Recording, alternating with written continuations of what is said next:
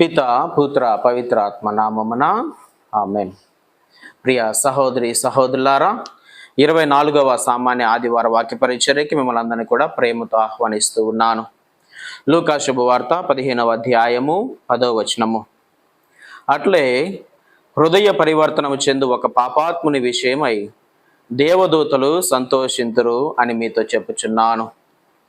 క్రీస్తునాథుని యందు ప్రియ సహోదరి సహోదరులారా, దేవుని బిడ్డలారా, ఈనాటి వాక్య పట్టణాలు 3 పట్టణాలు కూడా దేవుని యొక్క కృపను, దేవుని యొక్క దయను, దేవుని యొక్క ప్రేమను మనకి వ్యక్తపరుస్తూ ఉన్నాయి, మనకి తెలియచేస్తూ ఉన్నాయి.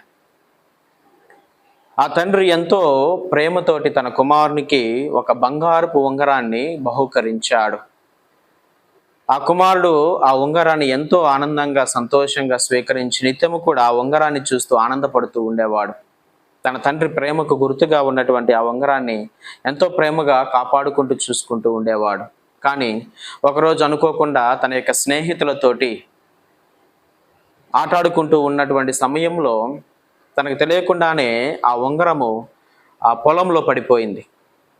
ఆ పక్కనే ఉన్నటువంటి పొలంలో పడిపోయినప్పుడు ఆ ఉంగరాన్ని కనుగొనడానికి ఆ పిల్లవాడు ఎంతో ప్రయత్నం చేశాడు.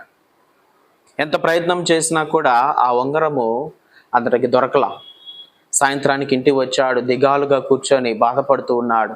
తండ్రి అడుగుతున్నాడు, ఏమైంది అని అడిగినప్పుడు కుమారుడు చెప్తూ ఉన్నాడు, నాన్న, నువ్వు ఎంతగా ప్రేమతో ఇచ్చినటువంటి ఆ ఉంగరము పొలంలో పోయింది అని చెప్పేసి ఆ తండ్రితో చెప్తూ ఉన్నప్పుడు ఆ తండ్రి కూడా ఆ కుమారుడు దిగాలుగా ఉండటం చూసి బాధపడుతూ ఉన్నాడు. సరే, రేపు ఉదయాన్నే వెళ్ళి మనం వెతుకుతాంలే అని చెప్పేసి మరుసటి రోజు ఉదయాన్నే తండ్రి కుమారుడు ఇద్దరు కూడా పొలం దగ్గరికి వచ్చి ఆ ఉంగరాన్ని వెతకడం ప్రారంభించారు. ఎంతో శ్రద్ధగా ఆ మట్టినంతా కూడా తీస్తూ తోడుతూ ఈ రీతిగా వెతుకుతూ ఉన్నటువంటి సమయంలో ఆ ఉంగరము మరలా వారికి దొరికింది. ఎప్పుడైతే ఆ తండ్రి ఉంగరము దొరికిందో కుమారుడు ఆ ఉంగరాన్ని మరలా తన చేతికి పెట్టుకొని ఎంతో సంతోషించడం ప్రారంభించాడు. అప్పుడు ఆ తండ్రి తనతో మాట్లాడుతూ ఉన్నాడు, ఆ ఉంగరము పోయిందని నాకు బాధ లేదు, కానీ ఆ ఉంగరం పోయినందుకు నువ్వు చింతిస్తూ ఉన్నావు కదా, దాన్ని బట్టి నాకు కూడా బాధ కలిగింది. నాకు ఆ ఉంగరం అంతా ఇంపార్టెంట్ కాదు, కానీ నువ్వు నాకు చాలా ఇంపార్టెంట్. నువ్వు బాధపడటం నాకు ఇష్టం లేదు, నువ్వు ఆ రకంగా దిగాలుగా ఉండటం నాకు ఇష్టం లేదు అని చెప్పేసి ఆ తండ్రి కుమారుడితోటి పలుకుతూ ఉన్నాడు. అవును ప్రియ దేవుని బిడ్డలారా, ఏ కుమారుడు కూడా బాధపడటము, ఏ కుమారుడు కూడా దుఃఖించటము ఏ తండ్రికి కూడా సంతోషాన్ని ఇవ్వదు. అదే ఈనాటి 3 పట్టణాల ద్వారా కూడా మనము చూస్తూ ఉన్నాం. తండ్రి ప్రేమకు నిదర్శనము.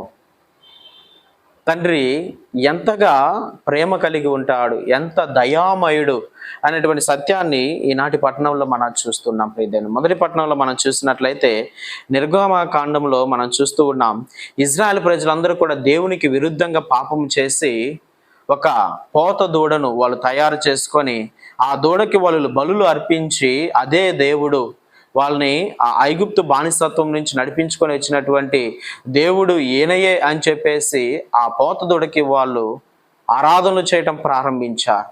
ఆ పోత దూడనే వాళ్ళు దేవునిగా కొనియాడటం ప్రారంభించారు. దాన్ని చూసినటువంటి దేవుడు ఆగ్రహిస్తూ ఉన్నాడు, కోపపడుతూ ఉన్నాడు. కానీ ఆ సమయంలో కూడా వాళ్ళకు ఒక అవకాశాన్ని ఇవ్వడానికి మోషేతోటి మాట్లాడుతూ ఉన్నాడు. ఏమని మాట్లాడుతూ ఉన్నాడు? నీవు నాకు నిర్గమకాండము 32వ అధ్యాయము 10వ వచనంలో మనం చూసినట్లయితే, నీవు నాకు అడ్డు రావలదు, నా కోపము గనగన మండి వారిని బుగ్గి చేయును, కానీ నీ నుండి నేను ఒక మహాజాతిని పుట్టింతును అనెను. కానీ మోషే తన ప్రభు అయిన దేవునికి మొరపెట్టి, ప్రభు, నీ కోపాగ్ని ఈ ప్రజల మీద రగులుకొననేలా నీ మహాశక్తి సామర్థ్యములతో ఈ ప్రజను ఐగుప్తు నుండి తరలించుకొని రాలేదా అని చెప్పేసి మోషే దేవునికి విన్నవించుకోవడం ప్రారంభించాడు. వీరందరినీ కూడా నాశనం చేయాలన్నటువంటి ఆలోచన ఉన్నది, వీళ్ళందరినీ కూడా దహించి వేయాలి అన్నటువంటి ఆలోచన ఉన్నది. కానీ నీ నుంచి ఒక మహాజాతిని నేను పుట్టించాలి అనుకుంటున్నాను, కాబట్టే నేను ఆగుతూ ఉన్నాను అని చెప్పేసి మోషేతోటి ప్రభు మాట్లాడుతూ ఉన్నాడు. ఈ సమయంలో మోషే తిరిగి దేవుణ్ణి ప్రాధేయపడుతున్నాడు, ప్రభువా, నీవే కదా వీళ్ళందరినీ కూడా ఐగుప్తు బానిసత్వం నుంచి కాపాడుకొని వచ్చింది. నువ్వు దయామయుడు, మహాశక్తిమంతుడు. నువ్వు తలుచుకుంటే వీరందరి జీవితాలు ఒక్క క్షణంలో బుగ్గిపాలు అయిపోతాయి. కానీ నువ్వు దయ కలిగినటువంటి వాడవు, నువ్వు ప్రేమా స్వరూపుడవు అని చెప్పేసి మరలా దేవుణ్ణి పొగడటం, తన యొక్క మంచితనాన్ని మరలా మోషే పలుకుతూ ఉన్నటువంటి సమయంలో మనం చూస్తూ ఉన్నాం. తర్వాత 12వ వచనం, 50 ఇజ్రాయెల్ను ఐగుప్తు నుండి తరలించుకొని వచ్చినది మోసముతో వారిని కొండల్లో మట్టు పెట్టి అడపొడ కానరాకుండా చేటుకే కదా అని ఐగుప్తులు ఆడిపోసుకొనరా. ప్రియ దేవుని బిడ్డలారా, దేవుని యొక్క కరుణ, దేవుని యొక్క కృప మానవాళికి ప్రారంభం నుంచి కూడా నిత్యము కూడా కురిపిస్తూ ఉన్నాడు. మరి తన యొక్క ప్రేమను ఈరోజు మనం 2వ పట్టణంలో కూడా చూస్తూ ఉన్నాం. చాలా చక్కగా మనకి ఇవ్వబడుతుంది. పునీత పౌలు గారు ఏ రీతిగా దేవుడు తన మీద కృపను చూపించాడు. తాను ముందుగా క్రైస్తవుని హింసిస్తున్నప్పటికీ, క్రైస్తవుల యందు ద్వేషం కలిగి ఉన్నప్పటికీ, క్రైస్తవులందరినీ కూడా ఎంతో మందిని ఆయన మరణానికి గురి చేసినప్పటికీ దేవుడు ఆయనను క్షమించాడు. కాబట్టి దాన్ని బట్టి దేవునికి ఆయన కృతజ్ఞతలు చెల్లిస్తూ ఉన్నాడు. పౌలుకు తిమోతికి రాయబడిన లేఖ, మొదటి లేఖ 1వ అధ్యాయము 13వ వచనంలో మనం చూసినట్లయితే, పూర్వము నేను ఆయనను దూషించి ఉన్నను, ఆయనను హింసించి అవమానించినను, నన్ను కనికరించి ఎంచి తన సేవకు నన్ను నియమించెను అని చెప్పేసి పరిశుద్ధ వాక్యం ద్వారా పునీత పౌలు గారు ఎంతో చక్కగా దేవునికి కృతజ్ఞతలు తెలియజేస్తూ ఉన్నాడు. ఆయన ఎంతో దయగలిగిన వాడు, ఆయన ప్రేమ స్వరూపుడు అని చెప్పేసి క్రీస్తు ప్రభుని గురించి ఎంతో చక్కగా మనకి ఇక్కడ తెలియచేయటం మనం చూస్తూ ఉన్నాం. మరి అదే రీతిగా 15వ వచనంలో మనం చూసినట్లయితే, పాపాత్ములను రక్షించుటకే క్రీస్తు యేసు ఇహలోకమునకు తరలి వచ్చెను, ఇది నమ్మదగినది, సంపూర్ణ అంగీకార యోగ్యమైనది అయి ఉన్న ఆ వార్త. క్రీస్తు ప్రభు ఈ లోకానికి ఎందుకు వచ్చాడు అన్నటువంటి సత్యాన్ని కూడా ఇక్కడ పునీత పౌలు గారు మనకు తెలియజేశాడు. అవును, ఆయన వెదకి రక్షించడానికి వచ్చాడు. అదే ఈనాటి సువిశేష పట్టణంలో మనందరం కూడా చూస్తున్నటువంటి సత్యం. ప్రియ దేవుని బిడ్డలారా, ఈనాడు క్రీస్తు ప్రభు 3 ఉపమానాల్ని మనందరూ కూడా తెలియజేస్తున్నాం. మొట్టమొదటిది త్రోవ తప్పినటువంటి గొర్రె, 2వది పోగొట్టుకున్నటువంటి నాణెము, 3వది తప్పిపోయిన కుమారుడు. ఈ ఉపమానాలు మనం అనేకసార్లు ఇంతకు ముందు కూడా ఆలకించి ఉంటాం. కాబట్టి ఈ 3 ఉపమానాల ద్వారా కూడా దేవుడు ఎంతటి దయామయుడు, తన యొక్క విశ్వాసుల మీద, తన ప్రజల మీద ఎంత గొప్ప ప్రేమను ఆయన కనబరుస్తాడు అన్నటువంటి సత్యము సువిశేషపట్నం ద్వారా క్రీస్తు ప్రభు 3 ఉపమానాల ద్వారా చాలా క్లియర్గా తెలియజేస్తూ ఉన్నాడు. తండ్రి దేవుడు ఎంత ప్రేమను కలిగి ఉంటాడు. మొట్టమొదటి ఉపమానంలో గొర్రెల కాపరి ఏ రీతిగా అయితే 99 గొర్రెలను ఒక చోట వదిలేసి తప్పిపోయినటువంటి ఒక గొర్రె పిల్ల కోసము ఆయన వెదకటానికి వెళ్తాడో, ఆ వెదకి కనుగొనిన తర్వాత ఆ గొర్రె పిల్లను తన భుజాల మీద వేసుకొని ఎంతో సంతోషంగా, ఆనందంగా తిరిగి వస్తాడు. తన స్నేహితులతోటి ఆ విషయాన్ని తెలియచేసి, నాతో పాటు మీరు ఆనందించండి, తప్పిపోయినది దొరికింది అని చెప్పేసి ఎంతో సంతోషాన్ని వ్యక్తపరుస్తాడు. అదే రీతిగా పరలోకమందున మీ తండ్రి కూడా అంతే సంతోషాన్ని కలిగి ఉంటాడు.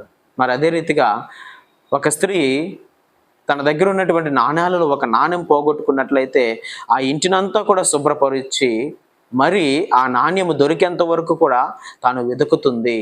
ఆ నాణ్యం ఎప్పుడైతే తాను కనుగొంటుందో తక్కినటువంటి ఇరుగు పొరుగు వారితో కలిసి ఆనందిస్తుంది. ఇదిగో పోగొట్టుకున్నటువంటి నాణ్యము మరలా దొరికింది అని చెప్పేసి తన ఆనందాన్ని ఏ రీతిగా అయితే వ్యక్తపరుస్తుందో, అదే రీతిగా తప్పిపోయినటువంటి కుమారుడు మరలా తిరిగి తన తండ్రి దగ్గరికి చేరినప్పుడు ఆ తండ్రి ఎంతగా ఆ కుమారుని చూసి సంతోషిస్తాడో అదే ఆనందము పరలోక రాజ్యంలో కూడా కలుగుతుంది. ఒక వ్యక్తి హృదయ పరివర్తన చెందినప్పుడు, ఒక వ్యక్తి నేను పాపము చేశాను, దేవునికి వ్యతిరేకంగా నేను జీవించాను, ఎప్పుడైతే ఆ సత్యాన్ని తాను తెలుసుకొని మరలా తిరిగి దేవుని సన్నిధికి వస్తాడో, హృదయ పరివర్తన చెందుతాడు, పశ్చాత్తాపం చెందుతాడో, అప్పుడు పరలోక రాజ్యంలో ఎంతో గొప్ప సంతోషము, ఎంతో గొప్ప ఆనందము, తండ్రి దేవుడు సంతోషిస్తాడు. మిగిలినటువంటి దేవదూతలు, పరలోక రాజ్యం అంతా కూడా ఆ బిడ్డను బట్టి సంతోషిస్తుంది. అని చెప్పేసి పరిశుద్ధ వాక్యము ఎంత క్లియర్గా సంతోషాన్ని మనకు వ్యక్తపరుస్తూ ఉంది ప్రియ దేవుని బిడ్డలారా. చూడండి, అంత గొప్ప దయ కలిగినటువంటి వాడు. నువ్వు నాశనం అయిపోవటము నీ దేవునికి ఇష్టం లేదు, నువ్వు తప్పిపోవడం దేవునికి ఇష్టం లేదు, ఆయన యొక్క ప్రేమలో నుంచి నిన్ను పోగొట్టుకోవడం ఆయనకి ఇష్టం లేదు, నువ్వు నాశనం అయిపోవటం, నువ్వు నరక కోపంలో పడిపోవటం ఆయనకి ఇష్టం లేదు. కాబట్టి దేవుడు తన ఏకైక కుమారుని ఈ లోకానికి పంపించాడు. తన యొక్క కుమారుని మరణం ద్వారా మనలందరినీ కూడా ఆయన రక్షించుకున్నాడు. మరి నేటికి ఈ రక్షణ భాగ్యాన్ని ప్రభు మనకు ఉచితంగా ఇస్తూ ఉన్నాడు.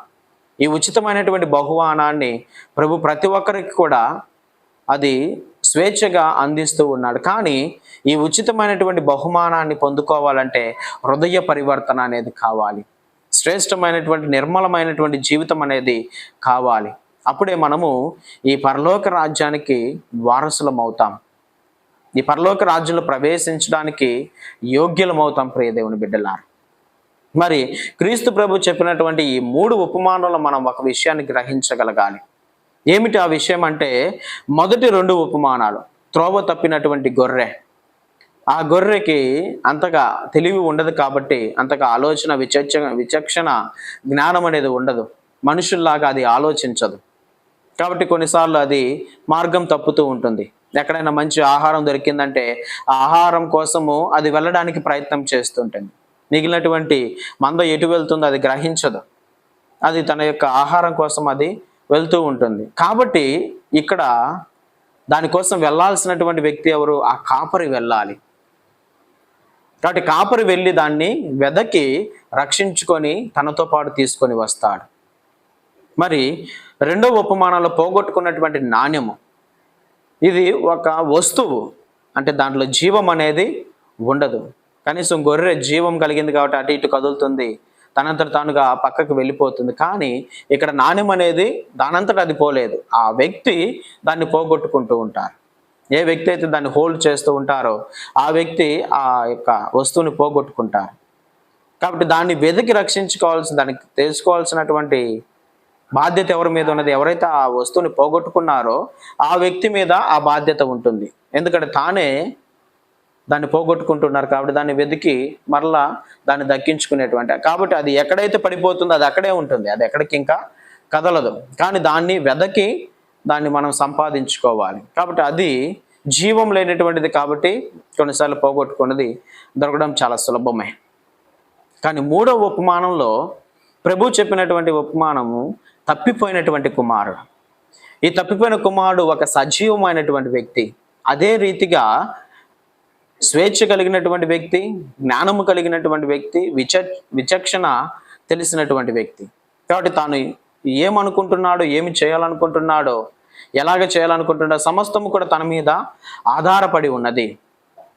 గొర్రె సమస్తం దాని మీద ఆధారపడలేదు, ఆ విచక్షణ, ఆ జ్ఞానం అనేది తనలో లేదు. ఇలాగ వెళ్తే అలాగ వెళ్తే ఏమైనా జరుగుతుందేమో అనేటువంటి ఆ విచక్షణ అనేది ఉండదు.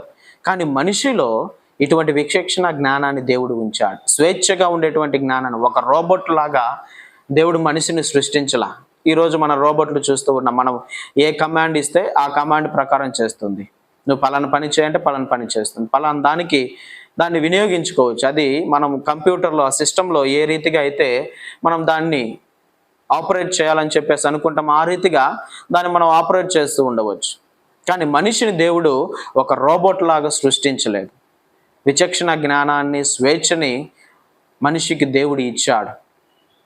కాబట్టి తాను మంచి వైపు వెళ్ళాలనుకుంటే మంచి వైపు వెళ్ళొచ్చు, చెడు వైపు వెళ్ళాలనుకుంటే చెడు వైపు వెళ్ళొచ్చు. కాబట్టి ఈ తెలివితోటి మనిషి తాను ముందుకి అడుగులు వేసేటువంటి అవకాశాన్ని ఇచ్చాడు, తాను జీవించేటువంటి అవకాశాన్ని ఇచ్చాడు. కాబట్టి ఇక్కడ తప్పిపోయినటువంటి కుమారుడు కూడా ఇటువంటి ఒక మనిషి, జీవం కలిగినటువంటి మనిషి. ఈ ముందు రెండు ఉపమానాలు మనం చూసినట్లయితే అక్కడ ఆ యజమానియే ఆ పోగొట్టుకున్న దానికోసం వెతకడానికి వెళ్తూ ఉన్నాడు. ఆ గొర్రెను పోగొట్టుకున్నటువంటి యజమాని గొర్రె కోసం వెతకడానికి వెళ్ళి గొర్రెను సంపాదించుకున్నాడు. రెండవ ఉపమానంలో పోగొట్టుకున్నటువంటి వ్యక్తి దాన్ని మరలా తిరిగి సంపాదించుకోవడానికి మొత్తం కూడా దేవులాడుతూ వెతుకుతూ దాన్ని సంపాదించుకుంటుంది. కానీ మూడవ ఉపమానంలో ఇక్కడ కుమారుడు తండ్రిని ఉంచి వెళ్ళిపోయాడు. ఆ గృహాన్ని విడిచిపెట్టి వెళ్ళిపోయాడు. తన యొక్క విలాసవంతమైనటువంటి జీవితం కోసం, తన ఇష్టానుసారమైనటువంటి జీవితం కోసం, తాను అనుకున్నటువంటి జీవితాన్ని పొందుకోవాలి అని చెప్పేసి తనంతట తానుగా తన యొక్క ఆలోచన ప్రకారము తాను తండ్రిని విడిచి వెళ్ళిపోయాడు. కానీ ఇప్పుడు తండ్రి ఆ కుమారుడి కోసం వెళ్ళడంలా, నన్ను విడిచిపెట్టి వెళ్ళిపోయాడు కదా అని చెప్పేసి ఆ గొర్రెల కాపరి వెళ్ళినట్లుగా, ఆ నాణ్యాన్ని పోగొట్టుకున్నటువంటి స్త్రీ వెతకినట్లుగా ఇక్కడ తండ్రి ఆ కుమారుడిని వెతకడానికో వెళ్ళలేదు, మరలా తీసుకొని రావడానికి ప్రయత్నం చేయలేదు. సమస్తము కూడా ఆ కుమారుడి మీదకే విడిచిపెట్టాడు. తనకిష్టం ఉంటే తిరిగి వస్తాడు, తనకి ఏది మంచిది అనిపిస్తుందో అప్పుడు దాన్ని కనుగొనినప్పుడు దాన్ని పొందుకోవడానికి తిరిగి వస్తాడు అని చెప్పేసి ఆ తండ్రి ఆ కుమారుడి కోసం ఎదురు చూస్తూ ఉన్నాడు. పోతే పోయాడులే అనుకోలేదు, కానీ కుమారుడు తెలుసుకొని తిరిగి వస్తాడు, సత్యాన్ని గ్రహిస్తాడు, మార్గాన్ని గ్రహిస్తాడు, ఆ జీవాన్ని గ్రహిస్తాడు. కాబట్టి ఎప్పుడైతే ఆ మంచిని తెలుసుకుంటాడో దానికోసం మరలా తిరిగి కుమారుడు వస్తాడులే అని చెప్పేసి ఎంతో ఆశతోటి ఆ తండ్రి ఎదురు చూస్తూ ఉన్నాడు. ఒకవేళ మరలా తండ్రే వెళ్ళి తనను తీసుకుని వస్తే మరలా ఏదో ఒక రోజు వెళ్ళిపోతాడేమో. ఇలాగ ఎన్నిసార్లు వెళ్ళి ఆ తండ్రి తనని తీసుకొని రావడానికి ప్రయత్నం చేసినా సత్యాన్ని గ్రహించలేదు కాబట్టి ఆ కుమారుడు ఉండడు. అదే తనంతట తానుగా తిరిగి వస్తే మరల తిరిగిపోడు. కాబట్టి దానికోసం ప్రభు ఎదురు చూస్తూ ఉంటాడు ప్రియ దేవుని బిడ్డలారా. కాబట్టి ఇక్కడ గమనించాల్సినటువంటి విషయము, మనంతట మనముగా తిరిగి దేవుణ్ణి తెలుసుకోవడానికి, హృదయ పరివర్తన చెందడానికి, పశ్చాత్తాపాన్ని పొందుకోవడానికి దేవుడు మనకు అవకాశాన్ని ఇస్తూ ఉంటాడు. దేవుడు మన కోసం ఎదురు చూస్తూ ఉంటాడు. నువ్వు నాశనం అయిపోవాలని చెప్పేసి ఆయన కోరుకోడు. నువ్వు తిరిగి రాకుండా ఉంటే బాగుండు అని చెప్పేసి ఆయన కోరుకోడు. నిత్యము నీ కోసం ఆయన ఎదురు చూస్తూ ఉంటాడు. కానీ నీకు అవకాశాన్ని ఇస్తాడు. నీ అంతట నీవుగా తెలుసుకోవాలి, నీ అంతటి నీవుగా గ్రహించాలి. ఎప్పుడైతే నీ అంతటి నీవుగా గ్రహించి తెలుసుకొని తిరిగి వస్తావో, ఆ హృదయ పరివర్తన చెందుతావో, మరలా ఆ పాపంలో పడిపోవడానికి అవకాశం అనేది ఉండదు. ఎందుకంటే నీ అంతటి నీవుగా ఆ సత్యాన్ని తెలుసుకున్నావు. ఈ రకంగా వెళ్ళిపోతే ఎటువంటి దుర్భరమైనటువంటి స్థితి వస్తుందో ఆ స్థితిగతుల కింద నువ్వు వెళ్ళాలి. అవన్నీ కూడా అనుభవించిన తర్వాత తండ్రి ప్రేమ నువ్వు గ్రహించగలుగుతావు. కాబట్టి ఆ తప్పిపోయినటువంటి కుమారుడు కూడా తిరిగి వస్తాడని చెప్పేసి తండ్రి అందుకు ఎదురు చూశాడు. వెంటనే వెళ్ళిపోయి ఆ కుమారుని పట్టుకొని తీసుకొని రాలా. అవకాశం ఉంది, కానీ అటువంటి పని తండ్రి చేయలేదు. తనంతట తానుగా తెలుసుకుంటాడు. లెట్ హిమ్ అన్ని అనుభవించని, అన్ని పొందుకొని, ఇవన్నీ కూడా అనుభవించిన తర్వాత ఆ కష్ట నష్టాల గుండా, బాధల గుండా, సమస్యల గుండా, అన్నిటి గుండా వెళ్ళిన తర్వాత తాను తెలుసుకున్న తర్వాత తిరిగి వస్తాడు. కాబట్టి మొట్టమొదటిగా తాను వెళ్ళిన వెంటనే ఎంతో సంతోషంగా, ఎంతో ఆనందంగా ఉన్నటువంటి డబ్బును వేశ్యలతో ఖర్చు పెట్టాడు. ఇష్టానుసారంగా తినడానికి, త్రాగడానికి కష్టపెట్టాడు. ఇష్టానుసారమైనటువంటి విలాసవంతమైనటువంటి జీవితాన్ని జీవించాడు. ఆ సమయంలో తండ్రి గుర్తుకు రాలేదు. ఎప్పుడు తండ్రి గుర్తుకు వచ్చాడంటే ఇవన్నీ కూడా పోగొట్టుకున్న తర్వాత, ఎప్పుడైతే తన కడుపు మలమల మాడిందో, తినడానికి తిండి కూడా లేనటువంటి స్థితికి చేరాడో, ఆ సమయంలో తండ్రి గుర్తుకు వచ్చాడు. ఇటువంటి ఒక స్థితి గుండా తాను వెళ్ళాడు కాబట్టి హృదయ పరివర్తన అనేది తనలో మొదలైంది, పశ్చాత్తాపం తనలో మొదలైంది.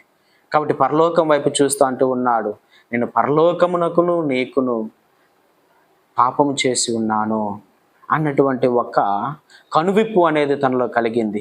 ఎప్పుడైతే కనువిప్పు కలిగిందో పరుగెత్తుకుంటూ తండ్రి దగ్గరికి తిరిగి వచ్చాడు. తండ్రి కౌగిల్లో చేరుకున్నాడు. ఇంకా మరలా ఆ కుమారుడు తిరిగి వెళ్ళిపోయేటువంటి అవకాశం ఉందంటారా? పొరపాటును కూడా ఆ కుమారుడు మరలా తండ్రిని విడిచిపెట్టి వెళ్ళే అవకాశమే లేదు. ఎందుకంటే తండ్రిని విడిచిపెట్టి వెళ్తే ఎటువంటి పరిస్థితులు దాపరిస్తాయో, ఎటువంటి దౌర్భాగ్యమైనటువంటి స్థితి గుండా వెళ్లాల్సి వస్తుందో అన్న సత్యాన్ని ఆ కుమారుడు గ్రహించాడు. కాబట్టి ఇంకా పొరపాటును కూడా తండ్రిని విడిచి వెళ్ళేటువంటి అవకాశము లేదు. కాబట్టి దేవుడు నేనేదో లాక్కొని వచ్చి నిన్ను రక్షించాలని చెప్పేసి ప్రయత్నం చేయడు. తన రక్షణ నీ మీదకి రుద్దడు. నేనేదో బలవంతంగా రక్షణలోనికి లాక్కొని రావాలని చెప్పేసి ప్రయత్నం చేయడు. నీకే ఆ అవకాశాన్ని ఇస్తాడు. నీ మీదకే ఆ అవకాశాన్ని వదిలేస్తాడు. నువ్వు కాపాడబడాలి, రక్షింపబడాలి అనుకుంటున్నావా? గ్రహించినప్పుడు ఆ రక్షణలోనికి నువ్వే తిరిగి వస్తావు. నువ్వు తెలుసుకున్నప్పుడు నీవే హృదయ పరివర్తన చెంది ప్రభుని దగ్గరికి చేరుతావు. కాబట్టి ఈ లోకంలో ఉన్న ప్రతి వ్యక్తికి కూడా దేవుడు ఈ అవకాశాన్ని ఇస్తూ ఉన్నాడు ప్రియ దేవుని బిడ్డలారా. దేవుడు గొప్ప శక్తి కలిగిన వాడు కదా, మహాశక్తి కలిగిన వాడు కదా. ఆయన ఒక మాట పలుకుతోటి, ఆయన ఒక చేతితోటి ఈ లోకానంతా కూడా రక్షించేస్తాడు, అందరినీ కూడా ఆ మార్గంలోకి నడిపించేసుకోవచ్చు కదా అని చెప్పేసి చాలా మంది ప్రశ్నిస్తూ ఉంటారు. నిజమే, దేవుడు శక్తి కలిగిన వాడే, గొప్ప మహాశక్తిపరుడే. కానీ మనిషికి ఇవ్వాల్సినటువంటి గౌరవాన్ని, మనిషి మీద చూపించాల్సినటువంటి ప్రేమను, మనిషికి ఇవ్వాల్సినటువంటి స్వేచ్ఛను దేవుడు మనిషికి ఇస్తూ ఉన్నాడు. ఏదో ఒక రోబోట్ లాగా దేవుడు మనిషిని ఆడించాలి అని చెప్పేసి అనుకోవడంలా, స్వేచ్ఛ జీవిగా మనిషిని ఈ లోకంలో దేవుడు సృజింప చేశాడు. ఆ స్వేచ్ఛను ఏ రకంగా కూడా ఆయన నాశనం చేయాలని, విచ్ఛిన్నం చేయాలని చెప్పేసి ప్రయత్నం చేయడంలా, కానీ సంపూర్ణ అవకాశము దేవుడు మనిషి మీదకి వదిలేస్తూ ఉన్నాడు. నువ్వు తెలుసుకొని గ్రహించి తిరిగి వచ్చినప్పుడు దేవుడు తన యొక్క కౌగుల్లోనికి నేను చేర్చుకుంటాడు ప్రియ దేవుని బిడ్డ. కాబట్టి పరిశుద్ధ సమయంలో ప్రతి ఒక్కరం కూడా ఆత్మ పరిశీలన చేసుకుందాం. నేను హృదయ పరివర్తన చెంది దేవుని దగ్గరికి చేరేటువంటి బిడ్డగా ఉన్నానా, లేదా ఇంకా ఈ పాపపు జీవితంలోనే జీవిస్తూ ఇష్టానుసారమైనటువంటి బ్రతుకుతున్నటువంటి వ్యక్తిగా ఉన్నానా అని ఆత్మ పరిశీలన చేసుకుంటూ దేవుని యొక్క కృపకు పాత్రలమయ్యే వారిగా ప్రార్థన చేసుకుందాం. అందరూ కూడా కళ్ళు మూసుకుని ప్రార్థన చేద్దాం. పరిశుద్ధుడవు పరమ పవిత్రుడైన దేవా, ప్రేమ కలిగినటువంటి దేవా, దయగలిగినటువంటి దేవా, ఇదిగో ప్రభు ఈనాటి వాక్యం ద్వారా నీ అతీతమైనటువంటి ప్రేమను మాకు ఎరుకపరిచినందుకు మీకు వందనములు, స్తోత్రములు నాయన. నిత్య నీ కృపలు, నీ దీవెనలతో ప్రభా మమ్మల్ని కాపాడండి. అనేక సార్లు నేను కూడా ప్రభా తప్పిపోయినటువంటి కుమారుడు వలె నీ నుంచి దూరముగా వెళ్ళిపోతూ ఉన్నాను. నా ఇష్టానుసారం జీవించాలి, నా ఆలోచన ప్రకారం జీవించాలి, నేను ఎంజాయ్ చేయాలి అన్నటువంటి ఆలోచనతోటి నీ నుంచి దూరంగా వెళ్ళిపోతున్నాను ప్రభా. నన్ను క్షమించయ్యా. ఇదిగో ప్రభా సత్యాన్ని గుర్తెరిగి హృదయ పరివర్తనతో నిత్యం కూడా నీ సన్నిధిలోనే జీవించేటువంటి బిడ్డగా ప్రభా నన్ను మలుచుకొనమని, ఈ రీతిగా ప్రభా నన్ను దీవించమని ఈ మనవులు మనాదుని యేసుక్రీస్తుని అతి పరిశుద్ధమైన నామములో వేడుకొని ప్రార్థన చేస్తూ ఉన్నాను తండ్రి. ఆమేన్.